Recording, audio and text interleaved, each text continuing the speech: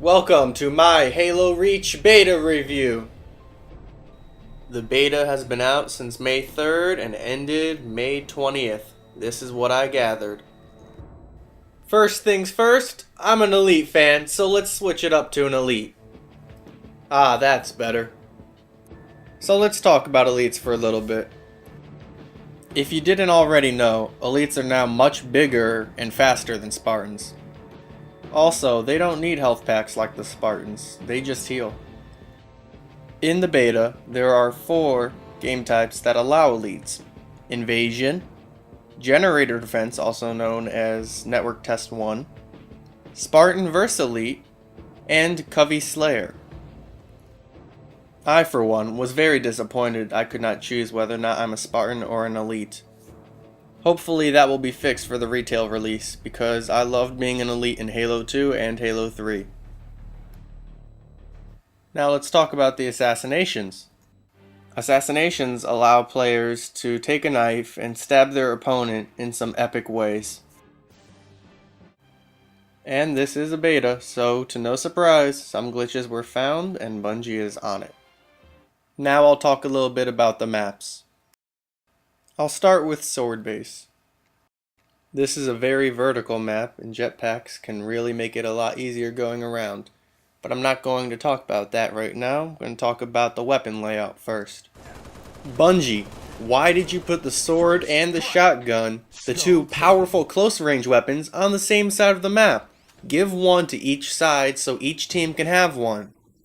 Also, for Capture the Flag, can you get rid of that grav lift in the middle? I really liked the idea of having to zigzag your way up to the goal in order to score the flag, but with that grav lift, people just jump up and throw it to the top floor. On to Powerhouse. With Powerhouse, I don't really have any complaints. I like all the weapon spawns a lot. I think it's very well balanced. On Friday, May 7th, Boneyard was released. On this map, we got a chance to play Invasion and Invasion Slayer. This map is huge. So huge that on Invasion Slayer, half the map isn't even used.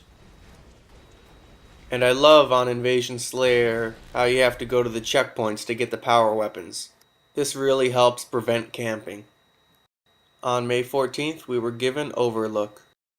This map was done beautifully, and it was nice to see that Bungie finally implemented those supply drops.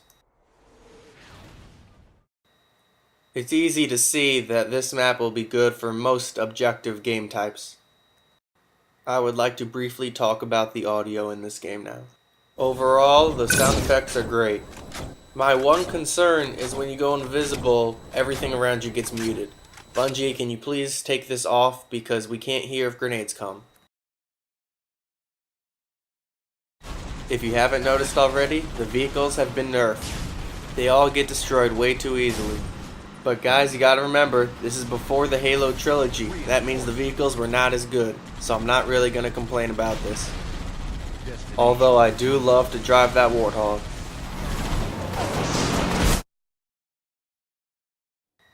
What's the deal with this close call medal and revenge? They're too easy to get, and sometimes I get close call even when I die. I just want to say a quick note about the spawning. Everybody's always going to complain about spawns. I personally liked the spawns in Halo 3. I'm not too fond of them in Reach. On Invasion, that spawn next to your buddy thing does not work. Sometimes I have to wait a whole minute before I spawn, and sometimes I spawn right into death. Also, the spawns on Sword Base, at least for Capture the Flag, they're too close. The offensive team gets there before the defensive team. I like the weapons a lot. Hopefully there's some more new ones that we don't know about yet. I know plenty of you are mad that there's no BR. I personally think that the DMR is a fine replacement for it and you just gotta get used to it. I will say though, for Invasion Slayer, a Grenadier class is too powerful against the Coveys. They got nothing against those grenades.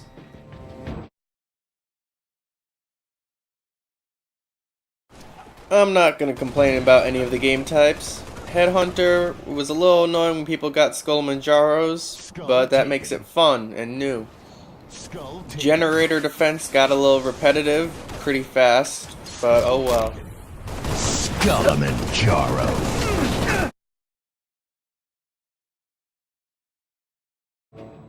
Unfortunately, we did not get to test out any custom games. Everyone knows custom games are a huge part of Halo, and I have confidence Bungie will not drop the ball on this. But here are a few things about custom games that I just wanted to say.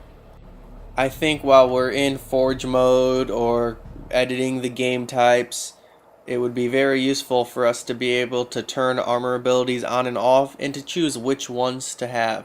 So maybe there could be a list of armor abilities and we just check off the ones we want. Also, since Bungie seems so determined to have Spartans vs Elites in this game, maybe we could have the choice to have Spartans vs Elites, Elites vs Elites, or Spartans vs Spartans. Also, could we make it so that we don't have to drop the ball or the flag when we use our armor abilities?